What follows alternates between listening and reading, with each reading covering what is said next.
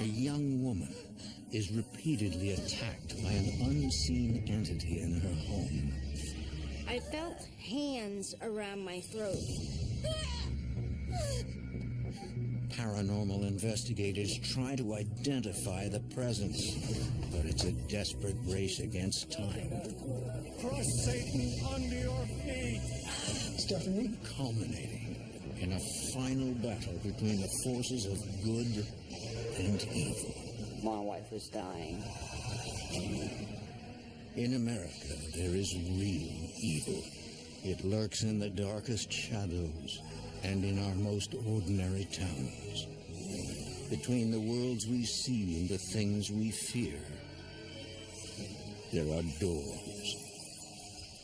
When they are opened, nightmares become reality.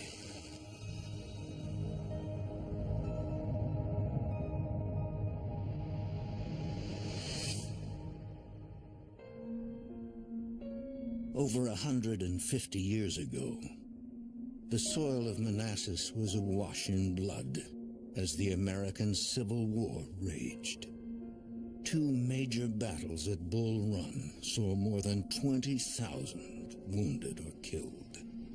There are those who believe the land around here has been permanently scarred, infused with the tortured souls of men, women, and children who died before their time.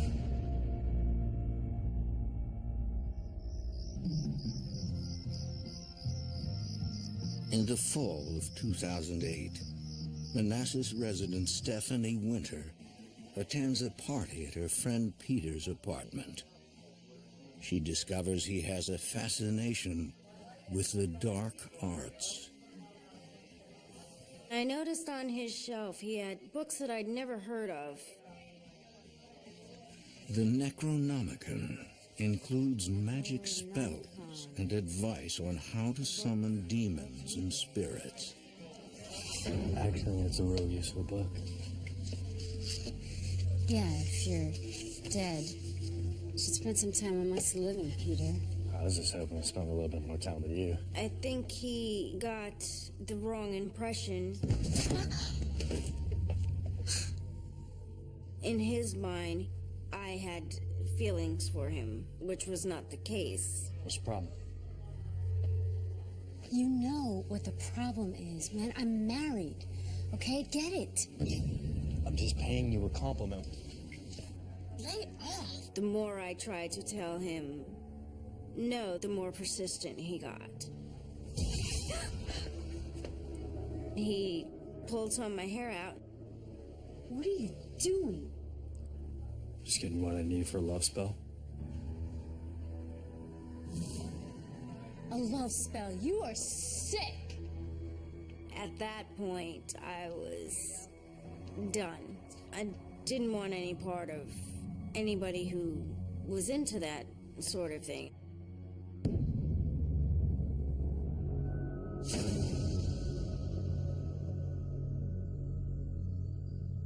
Despite the strange night, Stephanie is up the next morning at 5 a.m., eager to get to work on the home she and her husband just moved into. Going to work this morning? It's late shifts. It's a lot of unpacking to do. The couple has been married for just a year. Stephanie's a bartender at a local restaurant. Her husband, Nicholas, works in construction. Did you have fun last night? I should have stayed here. Something wrong? Everything all right? Yeah, no, everything's fine. I just have a lot of unpacking to do. Yeah, well, once we get it done, we can finally call this place home. I was excited to be moving into a house out of an apartment, and it was a step in the direction that I was trying to go in life. Yes. I'll be home by 6 tonight. Okay. See you. I was happier than I'd been in a really long time, and I was looking forward to making it a home for my husband and I.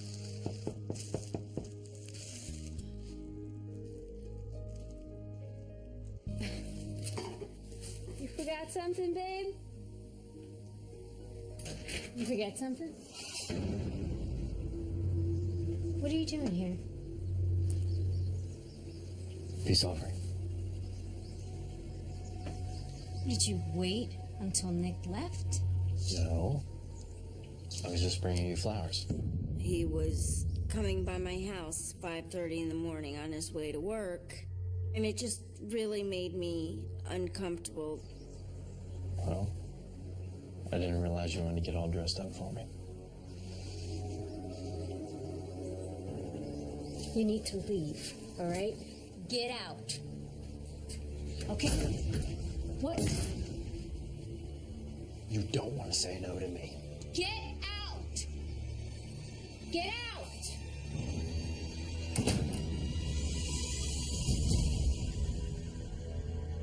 It got to the point where I felt like I was hiding in, my own home. I finally had to completely shut it down and tell him to stop calling me. Don't contact me. Please, nothing. Weeks go by. Stephanie's unwanted admirer stays away. But has he really heeded her request to leave her in peace?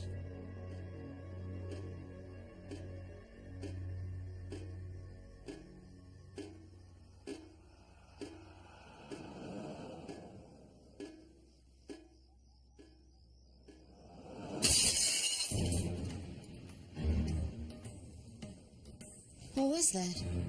I don't know. Is there somebody in the house? I'm making my bed. No, wait. What if they have guns? Shh.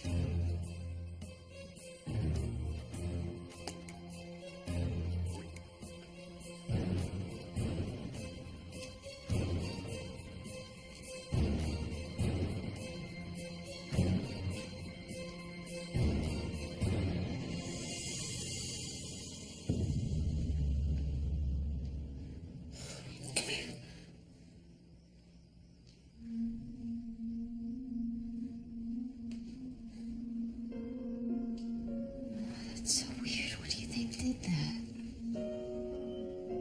That's so weird. I'm gonna go check the rest of the house. Be careful. Stay here. Careful.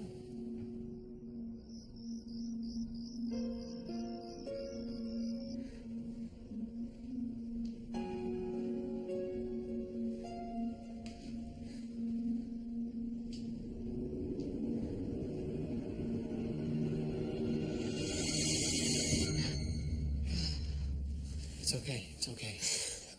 I checked the doors. I checked the windows. No one? No, nothing's unlocked. There was no way that it could have been an intruder. We're thinking maybe we didn't have it set up there right, or, it slipped off or A something. lot of stuff that's heavy. Our nerves were all jangled. Eventually we fell asleep and really didn't think too much more about it.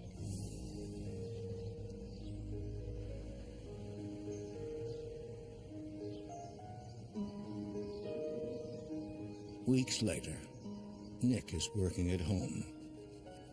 As a hobby, he creates free tattoos for friends and enjoys the challenge of coming up with new designs.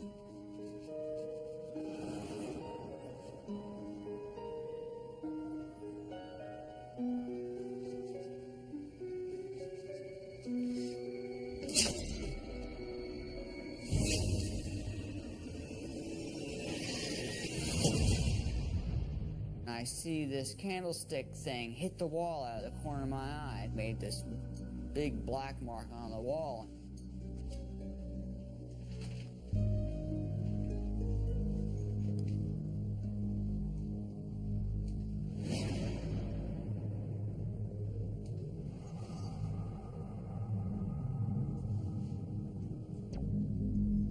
I started talking to my wife about it, and we were like, the only thing that could be doing something like that would be like a ghost.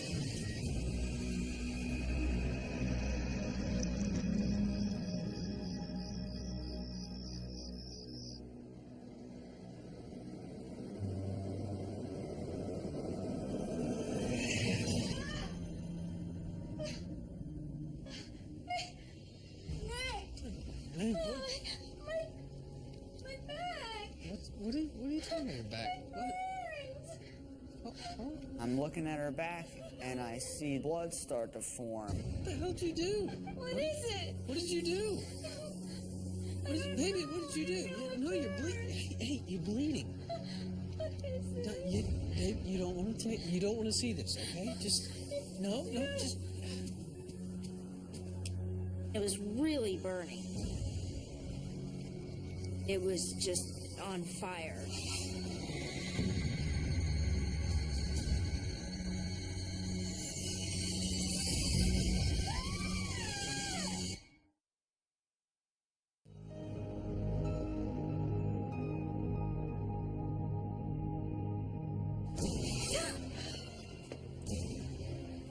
Just getting what I need for a love spell.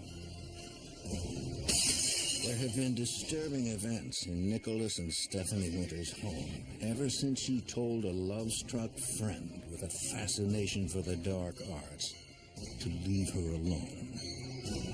It is now February 2009, a year since the trouble started.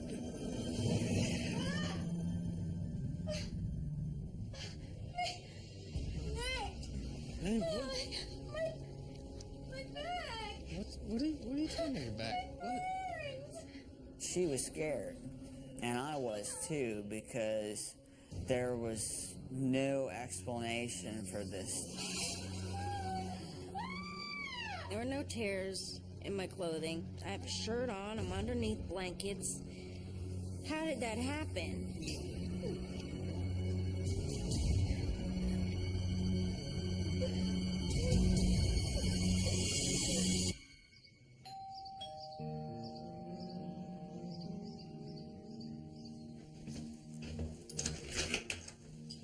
Hey, sweetie, how are you? Thanks for coming. A few days later, Stephanie receives a visit from a close friend, accompanied by someone who may be able to offer some answers. No, I haven't been anywhere, you know. Yeah. So, Well, but thanks for bringing her by. Sure. Yeah. This is the lady I was telling you about. There was a lady that I knew through church, and she had a friend who's sensitive. She could feel, see certain things. So, do you like the 10-cent tour? Come on, I'll show you. She'd walked around the house and walked around outside.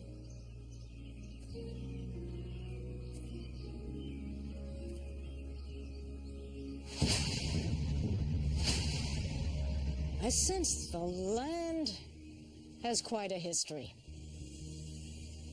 She told me a husband and wife and their son. I know you've been unfaithful. No, no, I haven't been. The father was extremely jealous. Boy, I told you before.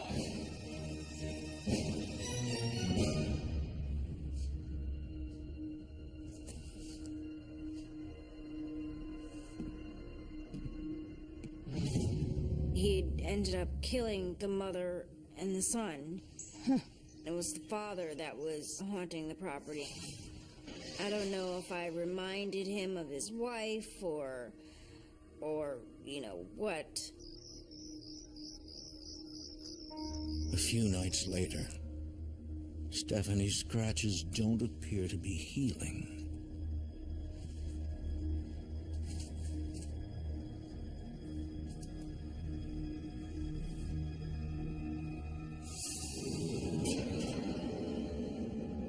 It shocked me in the sense that I was actually seeing a spirit. I'd only seen him for a couple of seconds, but I saw him, I mean, clear. The look on his face, I'll never forget that. He just looked very sad. I don't know if it was the actual little boy that was killed on the property.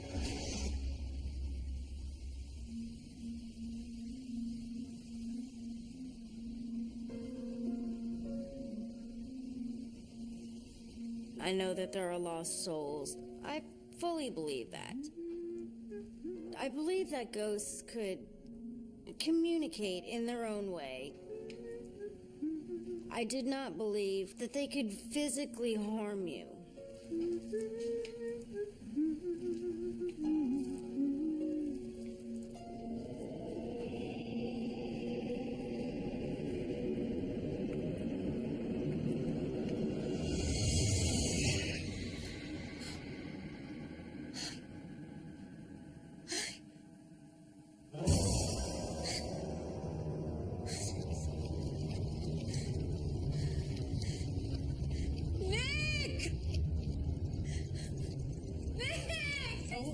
Yeah, what happened? What happened? Hey, look! Oh, man, what? It burns, baby, it burns! What do you want me to do? I want you to make it stop! Okay, how do you want me to make it stop? Okay, I don't know what to do right now.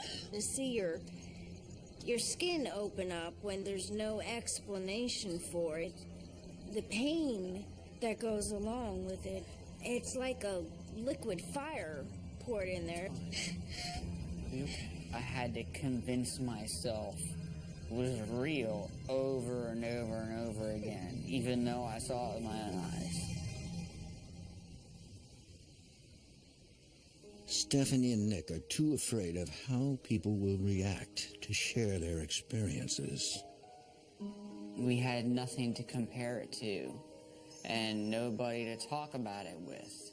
Because who is there to talk to about something like that without sounding like you're crazy? All they can do is try to resume a normal life. Hey. Hey. How you doing? Okay. Yeah. Does it hurt? Yeah. I told you it would. He's good, though. He's really good. I hope that's not the result of Nick's last attempt at a free tattoo. No, it's, I fell.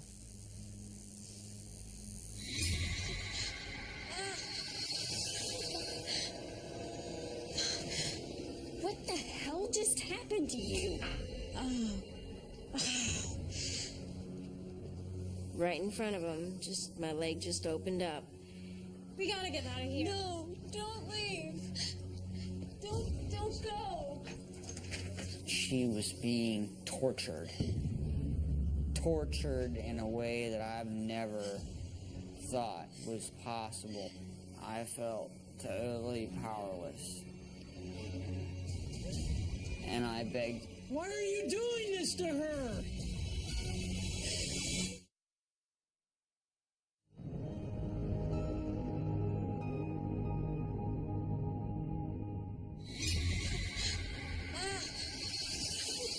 November 2009. What the hell just happened to you? Stephanie Winter comes under attack from a supernatural force. We gotta get out of here. No, don't leave. Don't go. It's hard to go through.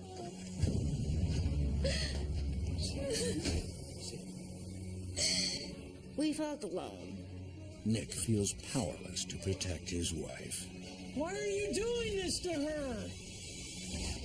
Could Peter, Stephanie's love-struck admirer, have placed a dark spell on her? Or are the attacks in some way related to the violence and twisted souls of men who died too young in the Civil War battles that rage nearby? A medium has offered a third possibility, that the spirit of a father who killed his wife and child here could be looking for his next victim. a week went by, then she got scratched again. And then another week went by and she got scratched again. And it happened like that maybe half a dozen times. How do you explain those scratches to somebody?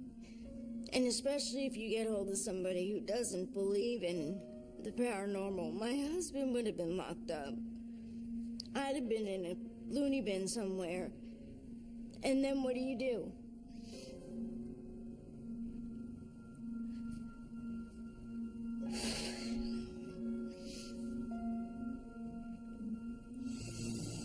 Finally, the couple reluctantly decides to seek help from a paranormal investigator. Retired detective Rick Etcherstein specializes in violent hauntings. The nature of Stephanie's scratches catches his attention. He's seen this before in his research photos. What was most interesting to me was that each wound appeared to be in a set of 3 scratches, 3 linear scratches side by side. The 3 scratch marks is indicative of a negative entity haunting.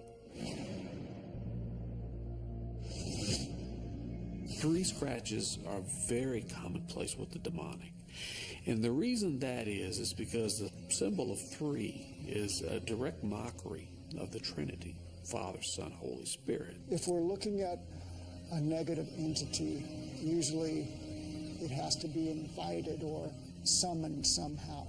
I started taking into account the possibility that something happened to invite or to cause this phenomenon to occur to her. Is there anyone in your life that is involved in occult practices or someone who might mean you harm? There is this guy,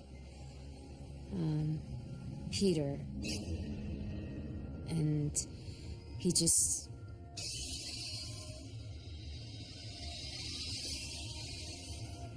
started becoming like very stalkish with me, and mentioned something about a love spell.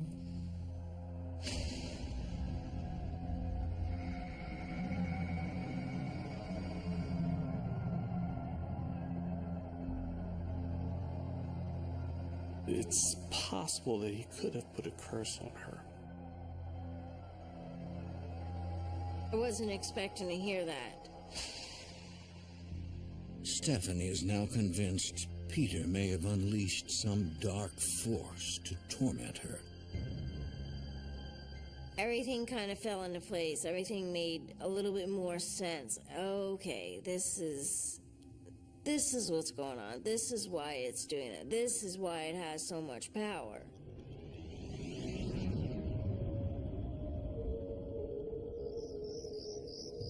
Rick agrees to conduct a paranormal investigation the following week. Until then, the evil presence could attack at any time.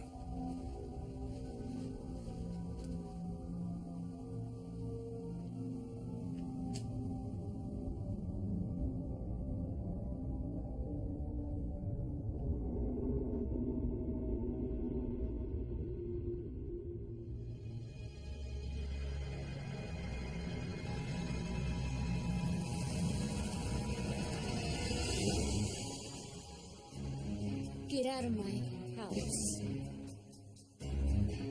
Get out of my house! Get out!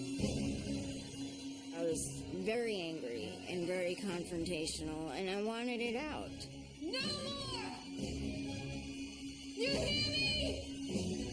No more! Get out of my house! This thing was such a coward. And it was just attacking in the middle of the night and just out of nowhere and when your back is turned, and that's what made me so angry. Where are you? Leave me alone! Where are you? Where are you? Huh? You here? Leave me alone! Where are you? Help me! Help me find it!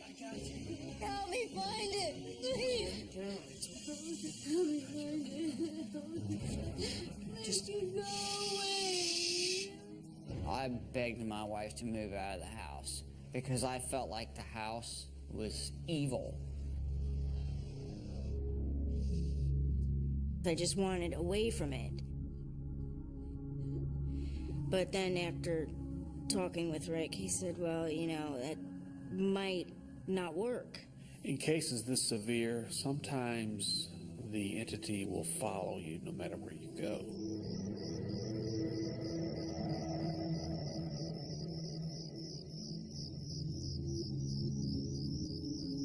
Rick and a colleague set up electronic surveillance equipment to monitor every room in the house, hoping to capture video evidence of something supernatural.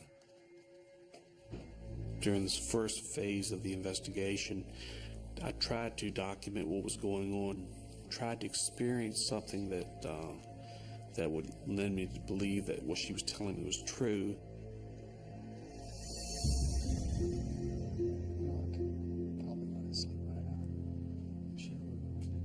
Unfortunately, I was unable to document or see or experience anything, but I was still of the opinion that something was happening. I just felt in my heart that something was going on.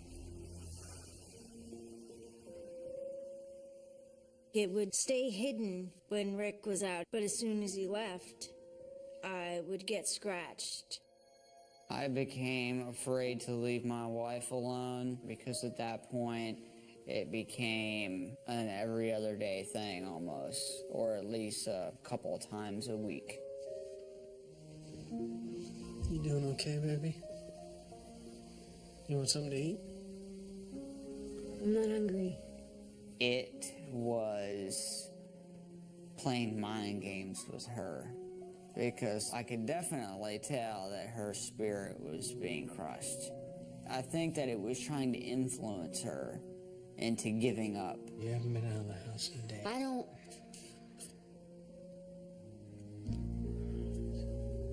don't want anyone to see me like this. Can you understand that? I didn't want to go out in public because I was covered in bandages all the time. I was so depressed. I didn't want to be around anybody. I didn't want to see anybody whose life was normal because my life was so far out of whack that I was jealous. I'm gonna make a sandwich. Would you like one? Fine. I'll make you one anyway.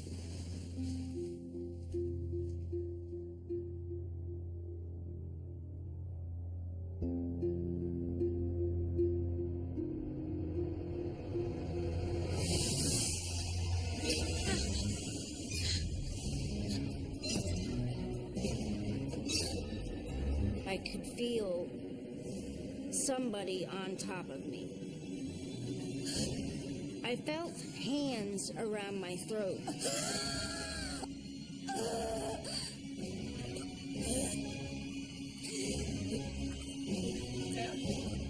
Steph? Steph?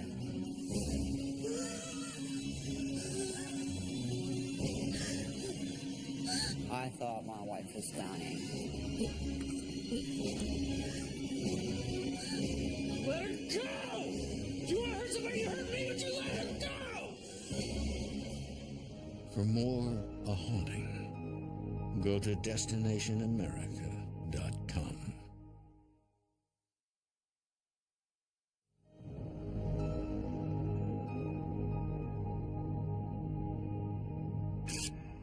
Stephanie Winter suspects a former friend who developed an obsession with her You don't want to say no to me. has cast a dark spell, unleashing a demonic spirit to extract his revenge. Something unseen is now trying to kill her. I could hear Nick talking to me. I could hear him calling me. Steph? And I remember the only thing I could move was my left pinky. Let her go! Do you want to hurt somebody who hurt me? Would you let her go? I was so mad about it. I was threatening it. Come and get me. Come get me. Why are you gonna pick on her?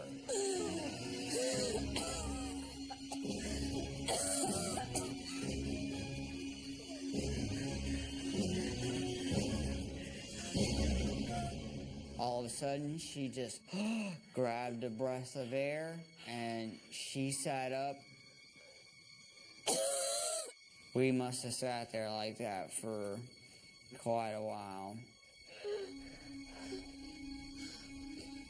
It was very easily capable of killing me. They tell paranormal investigator Rick Atcherstein about the violent attack. Being that it was spiritual in nature, logic would dictate that the solution is probably spiritual in nature. So I contacted a demonologist and asked their opinion as to what we could do to stem this activity, to quell these attacks. The demonologist gives Rick instructions for a sealing ritual. He suggested I get some blessed candles, 100% beeswax candles. And the incense. And the incense is already lit. And some pontifical incense and some holy water. Have the candles and the pontifical incense blessed by a priest. And then burn the candles and the incense. Incense has been used in religious rituals since the time of the pharaohs. To Roman Catholics, it symbolizes the prayers of the faithful rising to heaven. Through the world. And then you'll also recite the prayer I gave you. This will seal the house with positive energy and keep you safe. That gave me a little bit of hope because there was positive forces that were now involved that we had hope of running this thing out. Listen to the words you're saying. Listen to the meaning behind them. And then every room, you need to do the same thing. Let's move through there, and you can recite that prayer as we walk. All right, let's move on.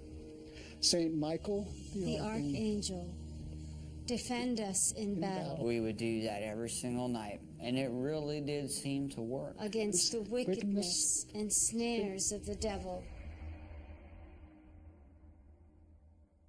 After a couple of months of it just being quiet, I'd gotten used to it, and I was relieved. You know, trying to put your life back together a little bit and kind of reflect like, wow, and you really go through that?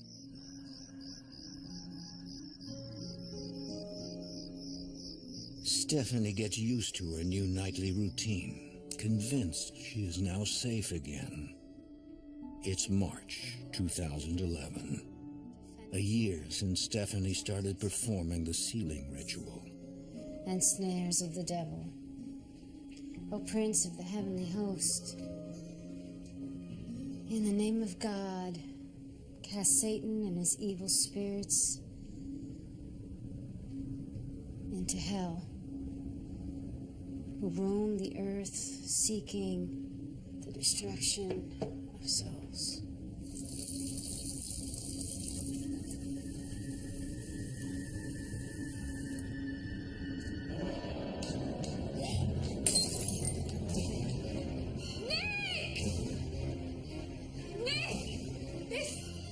There's a guy outside! There's a guy outside! Baby, be careful!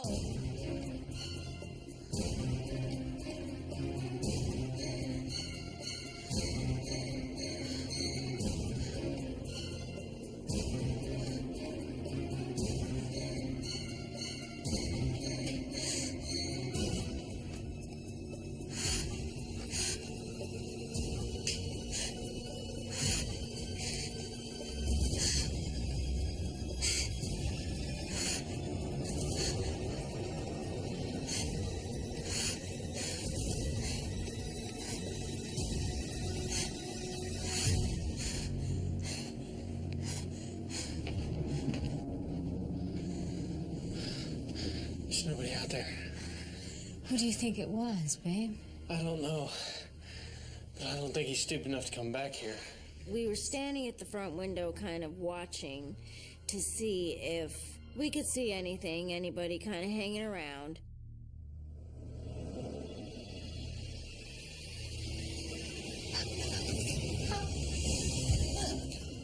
This thing grabbed the back of my head and just yanked me down.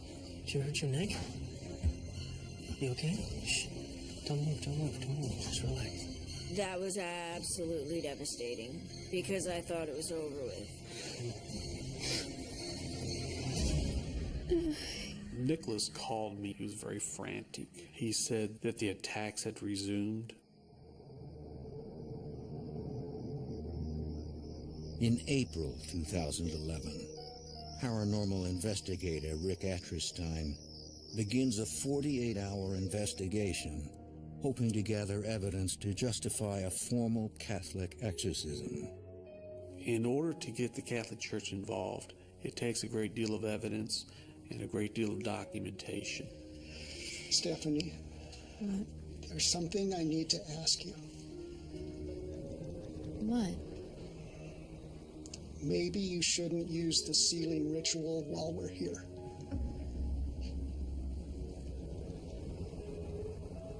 You want to use me as bait?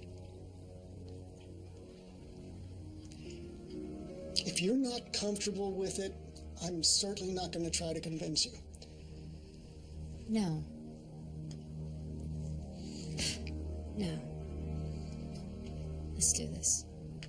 I was pretty much willing to do whatever I had to do to get some kind of evidence. Rick and a member of his investigation team will stay up all night monitoring camera feeds. On night 1, there's disappointment as nothing happens. They return to their posts for night 2.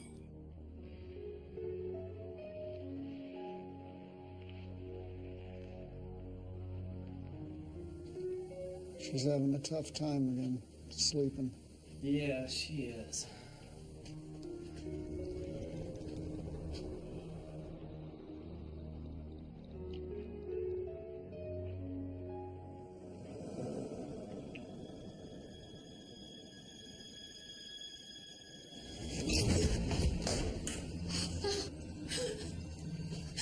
Hey, Oh my God.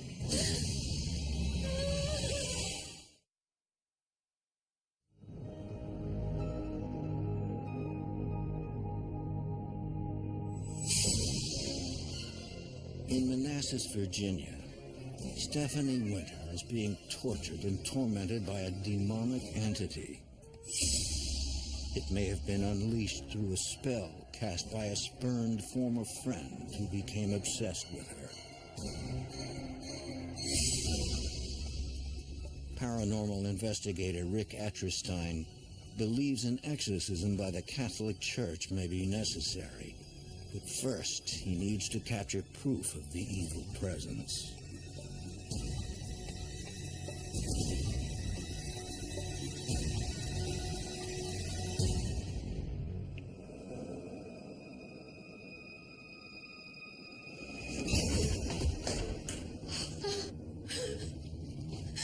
hey, Oh my God. hey, Yeah, look, I've got it. I've got it.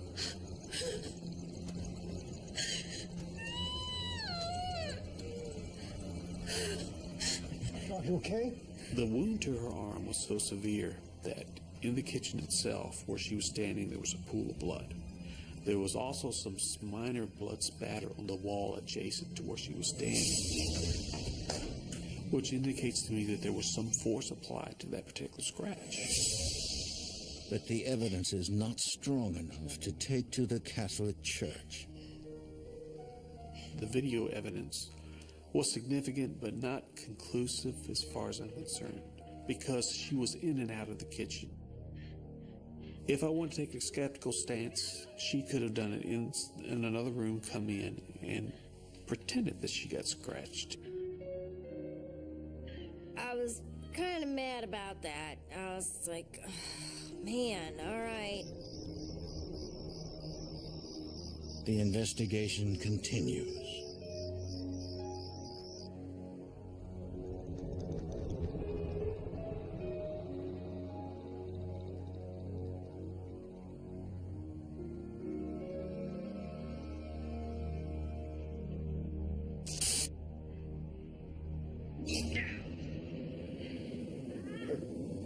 You see that? I see it. I've got it.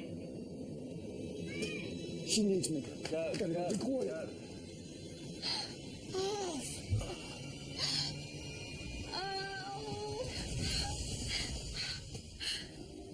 I actually saw the welts form in 3 scratches, linear scratches side by side, and I saw them start to bleed. At that point in time, I knew that she did not scratch herself, that they were fresh. We got it. We got it. That piece of evidence was more significant than the original scratching because of the time period that she was under constant surveillance.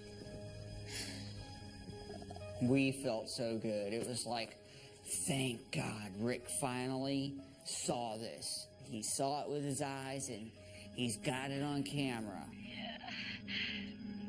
I knew that I had something of a negative nature.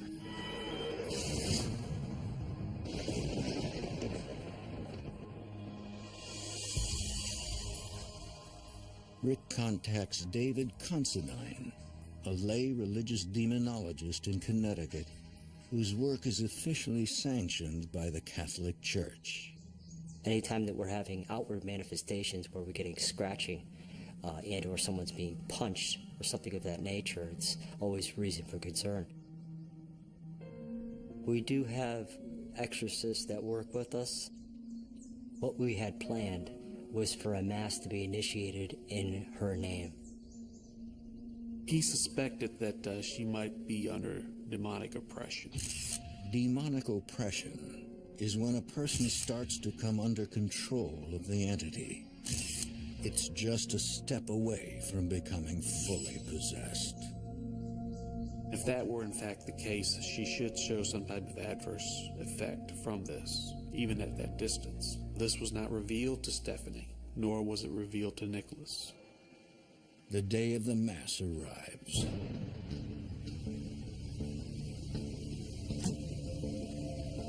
As a priest in Chicago prepares, 700 miles away in Manassas, Virginia, Rick arrives at Stephanie's.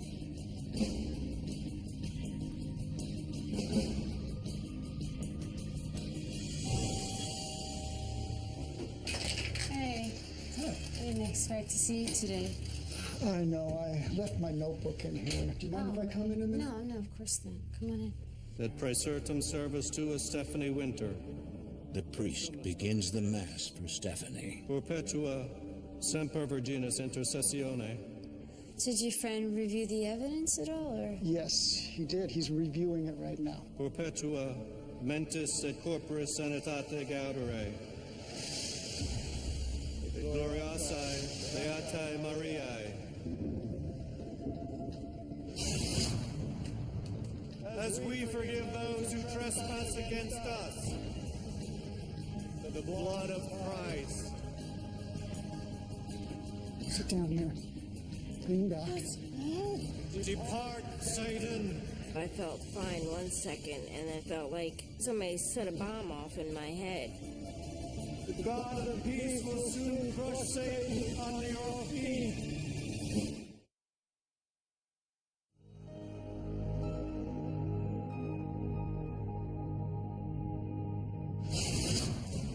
For more than 2 years, Stephanie Winter has been tormented by a negative entity at her home in Manassas, Virginia. A haunting that may owe its origins to a dark spell unleashed by a former friend in revenge for Stephanie rejecting his attempts to win her heart. In the spring of 2011, a priest 700 miles away performs a mass in her name, hoping the demon will make its presence known. I did not reveal this information to Stephanie. She did not know anything about it. Et gloriae Beatae Mariae. Liberare justitia. Quae sumus Domini Deus. Liberare justitia. Oh my God, I'm so dizzy. Per Christum Dominum Nostrum. Amen. She had a severe migraine headache. Oh, my head, I don't feel good. That was a diagnostic indicator that this was probably legitimate demonic oppression. Stephanie is in imminent danger of becoming fully possessed by this evil spirit. Rick contacts religious demonologist David Considine, who arranged the diagnostic mass with a priest in Chicago. No, she's sick. She needs our help. We felt that it was something that could be handled by the minor form of exorcism. There's not enough time for the church to sanction a full exorcism. Instead, paranormal investigator Rick Atterstein will try to drive out the demon. Rick was instructed to purge himself, to clean himself, as it were, on a spiritual level. It is intense, and I fear for Stephanie. I absolve you in the name of the Father, the Son, and the Holy Spirit. So that way he could be stronger for Stephanie and for himself, and to lessen the possibility that he could come under possession. I knew the clash was imminent. I knew the clash was coming. Something was going to happen. Rick is finally ready to take on a demon.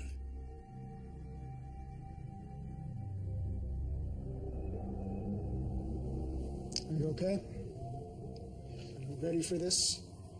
Yeah. There's power in God and His Word.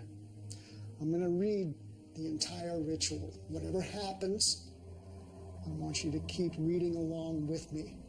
Most glorious Prince of the heavenly armies. Most glorious Prince of the heavenly armies. Saint Michael the Archangel. Saint Michael the Archangel. Defend us in our battle. Defend us in our battle. Against principalities and powers. Against principalities and powers. Against the rulers of this world of darkness. Against the rulers of this world of darkness.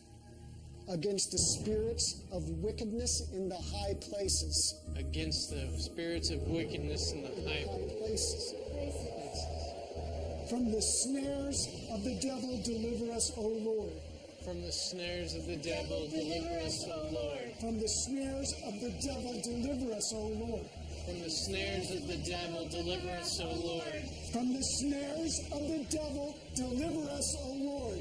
From the snares of the devil, deliver us, O Lord. God arises. God arises. His enemies are scattered.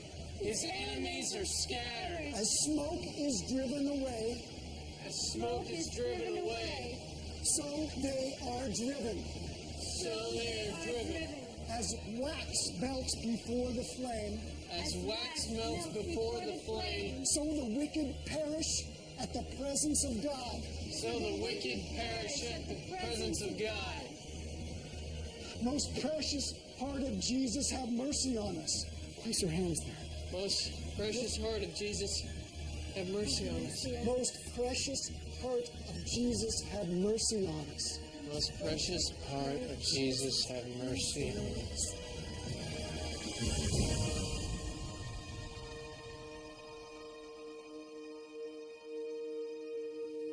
I think it's over. Yes, I think it's over.